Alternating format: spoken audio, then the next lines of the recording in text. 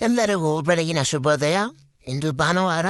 ಇವತ್ತಿನ blog video 13ನೇ ದಿನ ಆಗಿರುತ್ತೆ. ಭಾನುವಾರ ಚಿಕನ್ ತಿನ್ನಲೇಬೇಕು. ಅದಕ್ಕೆ ನಾನಾಗಿದ್ದು ಸೀದಾ ಚಿಕನ್ ಅಂಗಡಿಗೆ ಒಂದು ಮತ್ತೆ ಕೊಳೆತವನ್ನು cut ಮಾಡಿಸ್ಕೊತೀನಿ.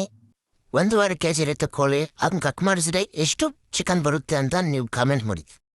A few moments later. ಬನ್ನಿ ಟೇಸ್ಟ್ ಮಾಡೋಣ ಒಂದ್ಸತಿ ಹೇಗಿರುತ್ತೆ ಅಂತ. ಇದು ಆಕ್ಚುಲಿ ಚೆನ್ನಾಗೇ ಇದೆ ಟೇಸ್ಟ್.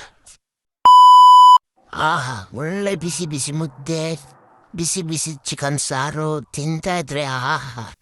ನಿಮಗೂ ತಿನ್ಬೇಕು ಅನಿಸ್ತಾ ಇದೆಯಾ? ಮಕ್ಕಳ ಮನೆಯಿಂದ ಸೀದಾ ಬಸ್ ಸ್ಟಾಪ್ ಬಂದೆ. ಅಣ್ಣ ಫುಲ್ಲು ಟೈಟು ಹೋಗ್ತಾ ಐತೆ, ಬಸ್ನ ಮುಗಿಸ್ತಾನೆ. ಎಣ್ಣೆನು ಸೋಡನು ಎಂಥ ಒಳ್ಳೆ ಫ್ರೆಂಡು, ಒಂದನ್ನೊಂದು ಬಿಟ್ಟು ಎಂದು ಇರೋದಿಲ್ಲ.